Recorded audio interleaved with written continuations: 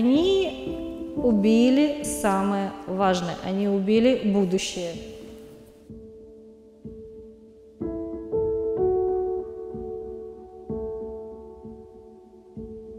В куртках, вот они выходили, нас встречали, когда мы шли на поле. И тут, видите, она вся разорвана, видимо, рвали уже прямо на раненом солдате. И вот их капельницы, которые они подвешивали. Шакиров АВ. Шакиров, знаете вам, Шакиров. Два Шакировых. Шакиров был. И нет Шакирова. Тут Тоти был. Это маленький? Ну, средний, который отточился.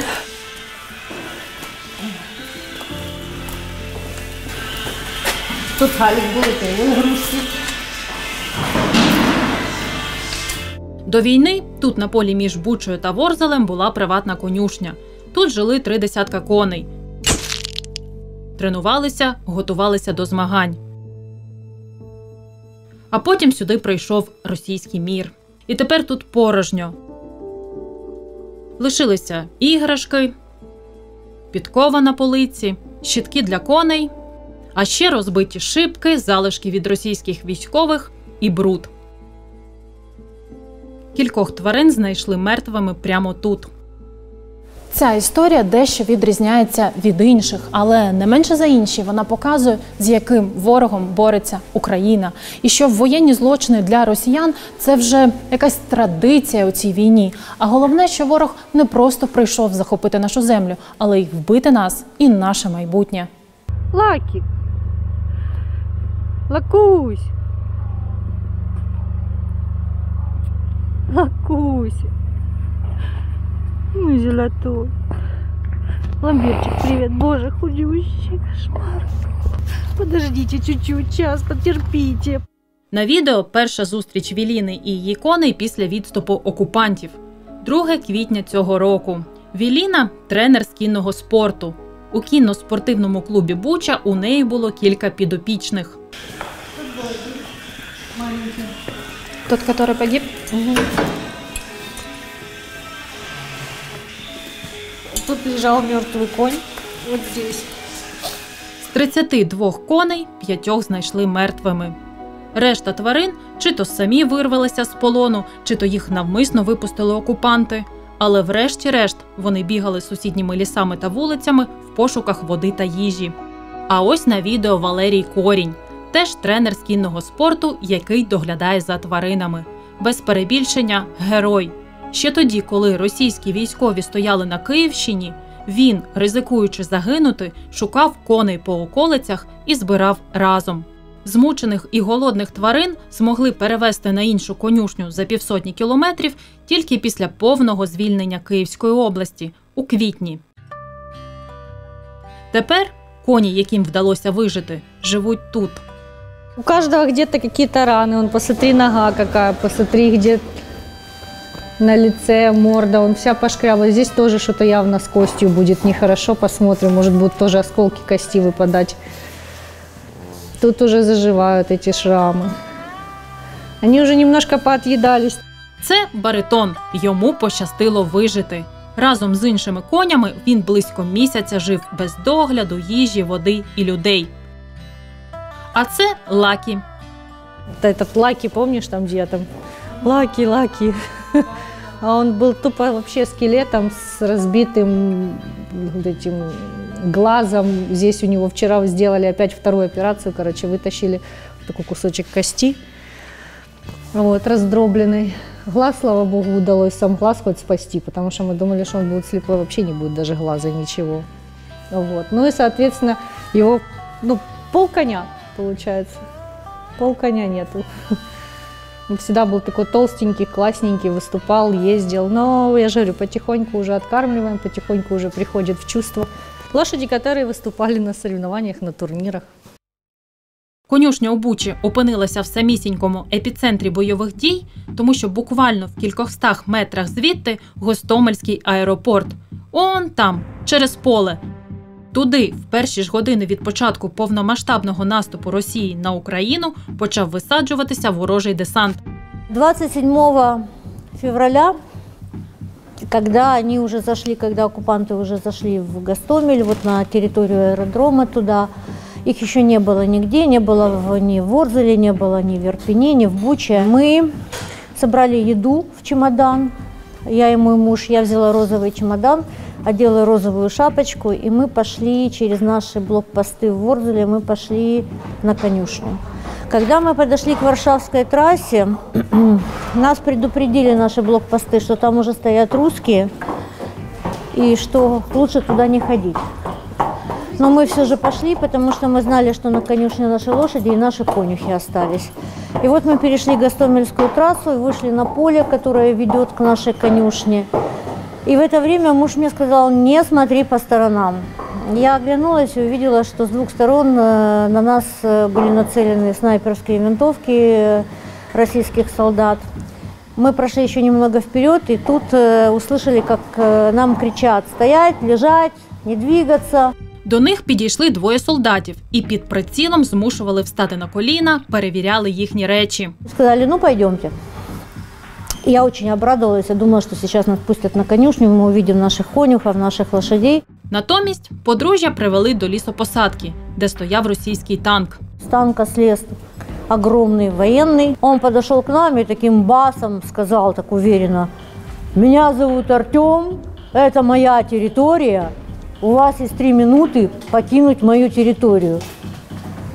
Я говорю: Артем, у нас там лошади, у нас там конюхи. Он говорит: нет там больше ваших конюхов. Я говорю: как нет наших конюхов? Он: нет, я сказал, 2 минуты 40 секунд, 2 минуты 35 секунд. До пари підійшов російський військовий, який, власне, і привів їх до танку, і порадив швидше піти, бо в іншому випадку їх розстріляють.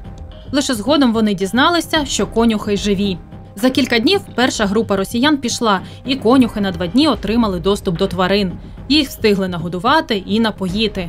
А потім росіяни повернулися. Пошли такие жесткие бои, и даже невозможно было перейти Варшавку. Всех, кто пытался перейти Варшавку, всех сразу стреляли с домов. То есть, получается, тоже выйти никто не мог. И неделю мы точно не знали вообще, что с лошадьми, живы ли они до сих пор. А лошадь вообще без еды, она если неделю еще может протянуть, да, то без воды это максимум 5 дней. За 1,5 тижні почали з'являтися повідомлення, що місцеві бачили тварин. Не на конюшні, а посеред вулиці. Коні шукали їжу на околицях, час від часу підходячи до домівок людей. Этот путешественник, который ходил по всем домам, выпрашивал яблоки, но в этот момент, когда все это происходило, я же говорю, слава богу, у людей, у некоторых, у кого были телефоны, пооставались и какие-то связи, там, да, кто занимал, кто фотографировал, выходили где-то специально на какие-то точки, там, где ловили интернет, и отправляли мне фотографии. Як коням вдалося втекти, невідомо. Коли на конюшні забазувалися росіяни, до них нікого не пускали і весь час коні лишалися самі. Відтоді почався інший етап порятунку тварин.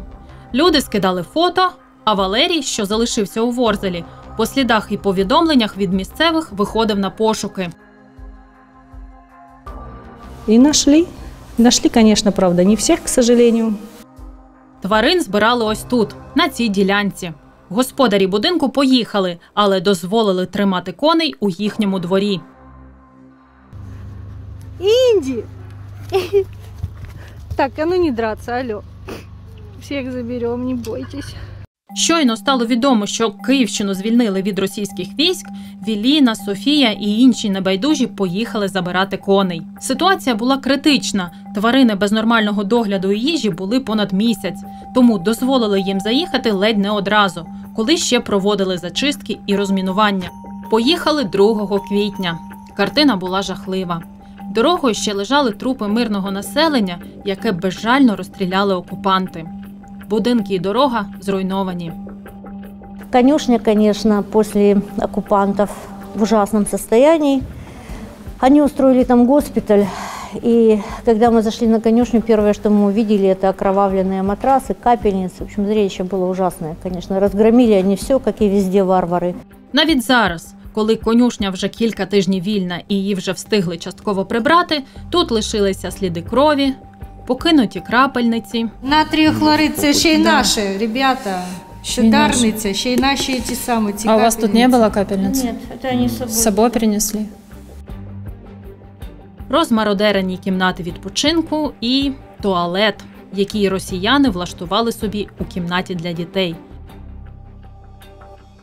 Коротше, все ще нагадує про присутність тут окупантів. Але конюшню можна відновити, а тварин уже не повернеш. Одного еще коня мы очень долго ждали, мы очень долго его хотели, мы очень долго за ним охотились, скажем так, растили его, холили, лелеяли. Он сын легендарного коня, вообще чемпиона Татилоса. Вот. Он, то есть лошадь-легенда была. И тоже так, вообще ему было вот в этом году 4 годика только развиваться, только выступать, только стартовать.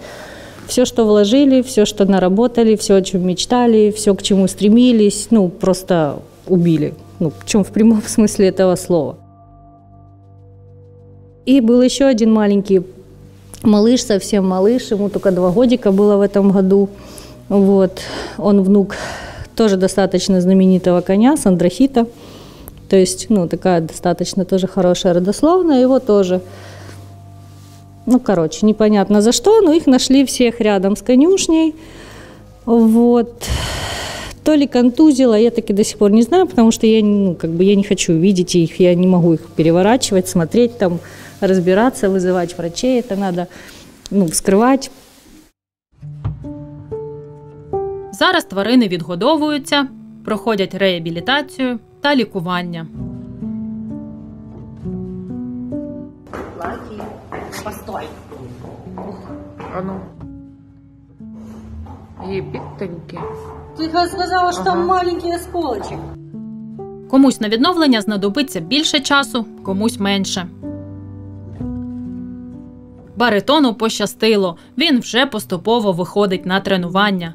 Зараз просто бігає і відновлює форму. Але з кожним днем сил все більше. Дырявый рот. У кого-то дырявый рот.